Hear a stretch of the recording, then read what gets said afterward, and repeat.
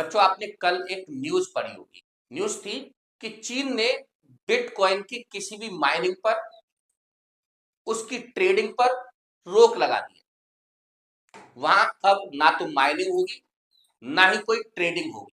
तो बच्चों आप लोग बता सकते हो ये बिटकॉइन है क्या और ये काम किस तरीके से करती है। चलो समझते हैं और बड़े ध्यान से समझना, आपको बहुत अच्छे से समझ में आएगा।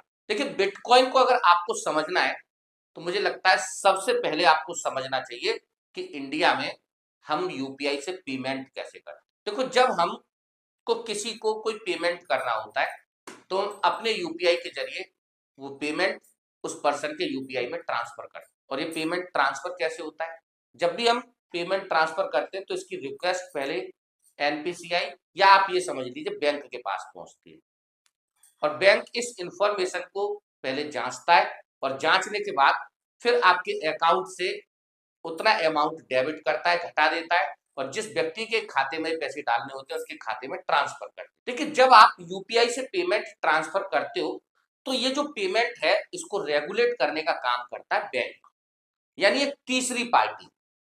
और साथ ही साथ पूरे के पूरे भारतीय रुपए को मैनेज करने का, उसकी सप्लाई को कंट्रोल करने का काम करता है reserve bank of India. Bitcoin के मामले में ऐसा नहीं है। देखिए जो लोग भी इस बिटकॉइन सिस्टम का यूज करते हैं वो सब लोग आपस में एक दूसरे से जुड़े हुए। मान लीजिए मैंने अपने वॉलेट से किसी को एक बिटकॉइन का पेमेंट किया कि मेरे वॉलेट में एक बिटकॉइन है या नहीं, और जब ये एनालिसिस हो जाएगी तब मेरे वॉलेट से जिसको मैं पेमेंट ट्रांसफर करना चाहता हूं उसको ये पेमेंट ट्रांसफर हो। अब आप सोचेंगे कि ये कौन पता करता है, तो देखिए सब लोग आपस में जुड़े हुए हैं और यहाँ पर कोई भी पर्सन मैथमेटिकली कोशिश करता है उसका सिस्टम कि इसके पास इतना पेमेंट है या नहीं। और जो पर्सन इस एनालिसिस को कंप्लीट करता है उसको बिटकॉइन माइनर बोल दिया जाता है और उसको इस काम के बदले में कुछ बिटकॉइन रिवार्ड में मिलता है। इस तरह से बिटकॉइन की माइनिंग भी होती है, उसकी सप्लाई भी बढ़ती जाती है और ये जो ट्रांजैक्शन है वो कंप्लीट भी होता है। इसमें लगभग 8 से 10 मिनट का टाइम लग जाता है।